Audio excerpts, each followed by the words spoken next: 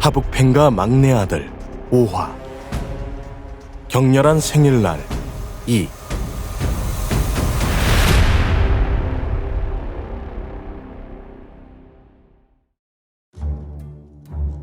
이봐 철호, 말려야 되는 거 아닌가? 팽소역의 호위가 철호에게 말했다. 호위이기에 그 인성을 잘 알고 있었다. 팽소역이 가만히 비물을 할 리가 없다. 비물을 가장한 폭력을 행사할 것이 분명했다. 어디 하나 부러지는 것으로 멈추면 다행이었다. 철호도 분명 알고 있을 텐데 정작 걱정해야 할 철호는 무덤덤했다. 사공자도 생각이 있으실 거야? 단호한 대답. 철호는 그 말을 끝으로 입을 다물었다. 팽소역의 호위는 고개를 저었다. 최근에 다시 무공을 수련한다지만 반년도 안 된 사공자다. 돌을 잡는 손에 굳은 살이나 제대로 박혔을까? 팽소역의 호위도 이제 모르겠다는 듯 연무장을 바라보았다. 팽소역은 유쾌한 유년기의 추억을 떠올리고 있었다. 비물을 할 때 자신에게 돌을 못 휘두르겠다며 울음을 터뜨린 팽무성이다. 지금은 남에게 돌을 겨눌 수 있냐? 이에 팽무성은 보란듯이 돌을 꺼내 팽소역을 향해 겨누었다. 어릴 때보다는 나아졌구나. 돌을 어깨에 걸친 껄렁한 자세로 쳐다보는 팽소역. 그는 화끈거리는 손목을 애써 무시하고 있었다. 아직도 팽무성이 잡은 손자국이 붉게 남아있는 만큼 팽무성의 완력은 무시 못할 수준이었다. 이놈이 어릴 적부터 힘은 대단했지. 단순히 육체만 따지면 어릴 적부터 팽무성은 형제들 사이에서 두각을 드러냈다. 그래서 어른들의 관심도 한 몸에 받았다. 그 관심도 결국 오래가지는 못했지만 팽소역은 그 시절을 떠올리며 작은 웃음을 흘렸다. 아주 옛날 일이다. 팽무성은 결국 무공을 포기했고 자신은 계속 돌을 잡았다. 자신이 진다는 상상은 결코 할 수가 없었다. 이 형님이 5수는 양보해주마. 그래? 팽소역의 자신감에 팽무성은 웃었다. 형이 양보하면 받는 것이 동생의 도리. 팽무성의 신형이 앞으로 쇄도했다. 커다란 덩치에 맞지 않는 가벼운 움직임. 팽소역의 몸이 커다란 그림자에 덮였다. 깜짝 놀란 팽소역의 도가 어깨에서 떨어졌다. 팽무성은 이미 바로 앞에 도달해 있었다. 정수리를 거침없이 양단하는 도. 팽소역은 돌을 비껴 올렸다. 간신히 막아냈지만 도신을 타고 내려오는 충격에 허리와 무릎이 흔들렸다. 조금만 늦었다면 그대로 머리가 두 동강이 났을지도 모르는 일이다. 저놈이 이런 과감한 공격을 하다니. 팽소역은 이를 악물고 돌을 쳐내며 뒤로 물러났다. 덩치만 크지 속은 부실하네. 팽소역의 하체가 떨리는 것을 보며 팽무성이 말했다. 처음이니 가볍게 휘둘렀다. 히! 팽소역은 긴장으로 얼굴이 굳어 있었다. 잠깐이었지만 위협을 느낀 것이다. 팽무성이 가볍게 발을 내디뎠다. 그러자 둘 사이의 거리가 빠르게 좁혀졌다. 팽소역은 미간을 좁히며 돌을 휘둘렀다. 이미 한 번 봤으나 이 속도는 아직 적응되지 않았다. 덩치에 맞지 않는 탄력적인 움직임. 팽소역은 정신을 차리지 못하고 있었다. 대기를 찍고 들어오는 돌을 막을 때마다 소나기가 찢겨나갈 것 같았다. 별다른 조식을 펼치는 것도 아니었다. 그저 기본 중의 기본인 팽배기와 종배기. 팽소역은 이 단순한 참격을 맞지 못해서 연신 뒤로 물러나고 있었다. 뭐해? 맞기만 할 거야? 돌을 휘두르며 여유롭게 말하는 팽무성. 이를 보자 팽소역의 얼굴에 서린 긴장은 분노와 창피로 바뀌었다. 정신없이 맞기만 하던 팽소역의 얼굴이 일그러졌다. 내공을 극성으로 끌어올려 그대로 도에 실어냈다. 개자식이! 처음으로 팽무성을 밀어냈다. 하지만 팽무성은 충격을 받지 않은 듯 여전히 가벼운 움직임을 보였다. 팽소역은 용호 13보를 밟으며 돌진했다. 기회를 놓치지 않겠다는 의지가 엿보였다. 팽무성은 여유로웠다. 마치 어떻게 하는지 지켜보듯이. 강맹한 힘이 실린 도가 팽무성을 덮쳤다. 단번에 세 갈래에서 날아오는 도격. 팽무성도 알고 있는 초식이었다. 혼원 병력도의 삼뇌 낙산. 본래는 세 개의 투로를 중심으로 무수한 변화를 주는 초식이다. 그 모습은 마치 세 줄기의 우레가 사방으로 뻗어가는 형태라고 한다. 하지만 팽소역의 성취가 부족했다. 그저 도격을 세 방향으로 나눈 것이 고작이었다. 깨달음도 없이 고유의 형도 제대로 펼치지 못하는 팽소역의 도. 두려워해야 할 필요가 없다. 철혈 맹호도를 펼칠 필요도 없었다. 하북팽가의 기본 무고, 맹호 도결이 팽무성의 도에서 보이기 시작했다.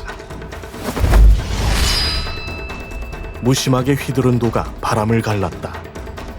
아무렇지 않게 휘두른 참격. 흐름이 끊긴 세 줄기의 도격은 허무하게 힘을 잃었다. 삼뇌 낙산을 찍고 곧게 뻗어오는 도. 그대로 팽소역의 가슴을 향했다. 맹호 도결 따위로 어떻게? 팽소역의 눈이 처량하게 떨렸다. 혼원 병력도가 맹호 도결 따위에 밀리는 것을 믿을 수가 없었다. 팽소역은 도면으로 급히 가슴을 가렸다. 그 사이에 팽무성의 도는 호선을 그리며 나를 틀었다. 막는다면 다른 곳을 노리면 그만. 도가 허벅지를 스치며 지났다. 하의가 갈라지며 붉은 얼룩이 생겼다. 따끔한 고통. 비무에는 전혀 지장이 없었다. 하지만 팽소역은 자신이 말리고 있다는 부담에 마음이 급해졌다. 건방진 놈이!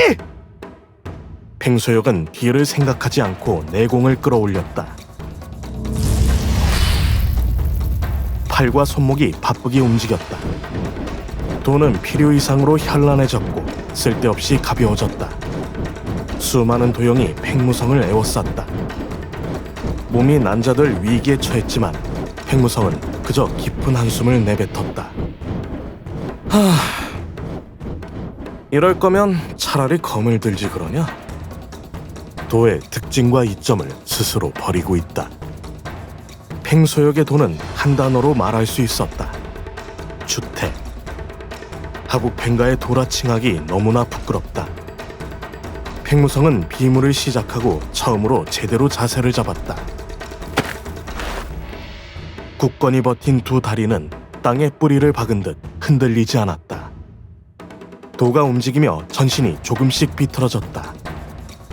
마치 팽무성의 몸이 한 번의 참격을 위해 일제히 움직이는 것 같았다. 전신의 힘은 한치의 흘림도 없이 그대로 도에 실렸다. 팽무성은 그대로 도형을 향해 도를 그어냈다.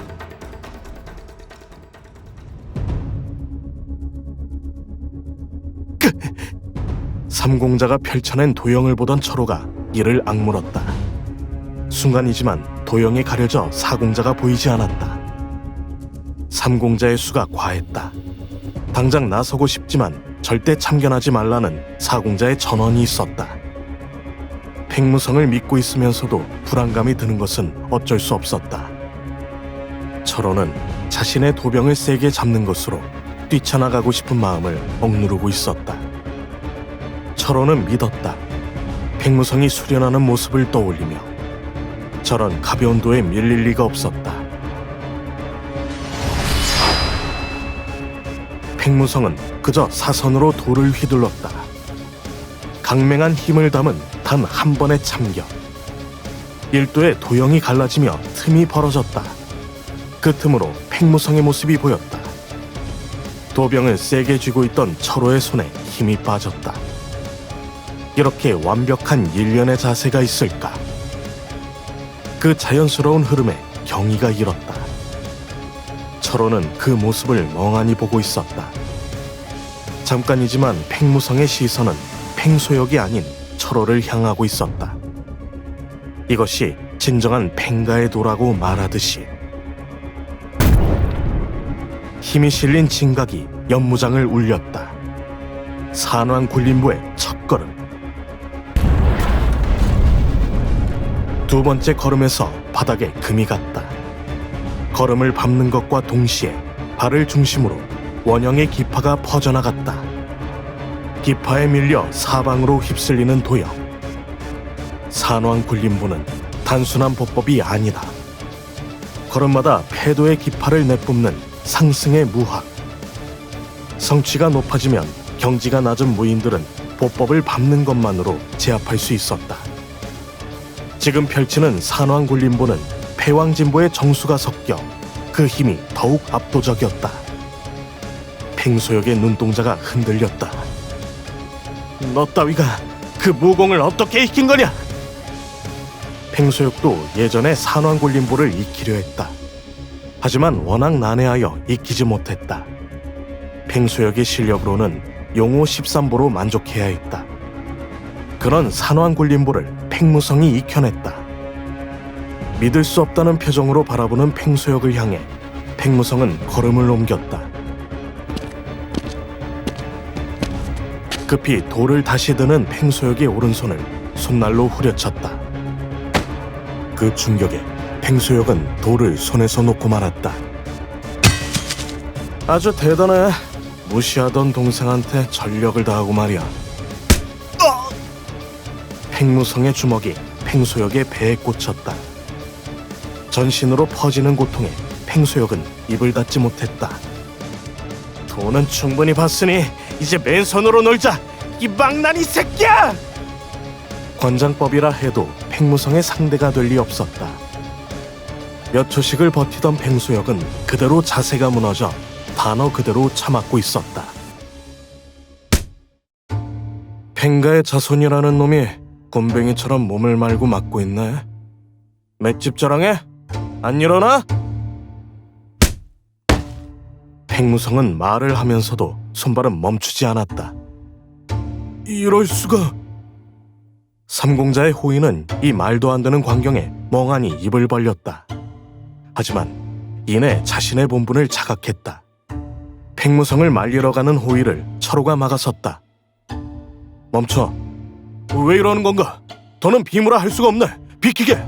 애초에 성립할 수 없던 비무를 제안한 건 삼공자다. 그리고 삼공자가 패배를 인정하지 않았으니 끝이 난 것이 아니지.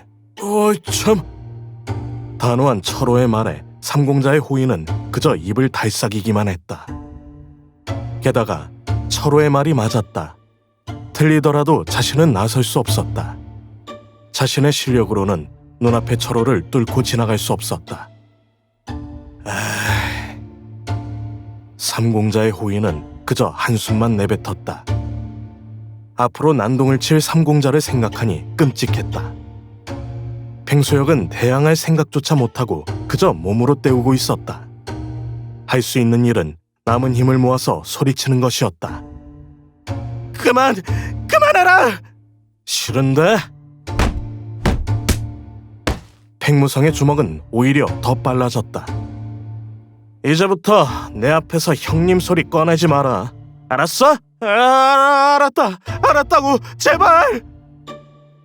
두 팔을 방패 삼아 얼굴을 가리고 있었지만 팽소역의 얼굴은 점점 부풀어 올랐다. 팽무성은 슬슬 그만 때리려고 허리를 폈다. 그러다 팽소역이 벌레를 던진 것과 자신을 때리려고 했던 기억이 떠올랐다. 너는 동생이 심심할 때 가지고 노는 장난감이냐? 팽무성은 팽소역의 엉덩이를 세게 걷어찼다. 그대로 팽소역은 공이 된 마냥 연무장을 뒹굴었다. 운기를 마친 팽무성은 눈을 떴다. 단전의 충만함을 느끼며 팽무성은 고민에 빠졌다. 슬슬 영약을 하나 먹어야겠는데. 비무에서 팽무성은 별다른 무공을 펼치지 않았다. 마지막에 산왕굴림보를 2걸음 걸었을 뿐이다. 그것만으로 단전의 내공이 바닥을 보였다.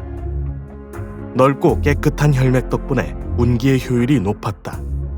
빠르게 내공이 쌓이고 있었지만 그래도 부족했다. 현재 내공이 부족하다는 것이 팽무성의 제일 커다란 문제였다. 팽무성의 단전에는 현재 15년치의 내공이 있었다. 내공이 쌓이는 속도는 빠르나 절대적인 양이 부족했다. 직계인이 어릴 적 영약을 몇 개 받아먹었을 법도 하지만 팽무성은 어린 나이에 무공을 포기했다. 이러니 본가에서는 팽무성에게 영약을 내릴 이유가 없었다. 어디 영약을 구할 만한 곳이... 팽무성은 고민에 빠졌다. 턱을 괴고 전생의 기억을 되짚었다. 미래의 기억이 있다는 것은 최대의 이점이다. 팽무성은 영약에 관련된 기억을 뒤지고 있었다. 멍하니 기억을 뒤지던 팽무성의 눈이 번뜩였다. 지금의 팽무성이 얻을 수 있는 영약이 머릿속을 스치고 지나갔다. 곧 월간 회의니 그때 노려야겠어. 조만간 영약을 얻을 수 있다는 생각을 하니 팽무성의 얼굴에 웃음이 번졌다.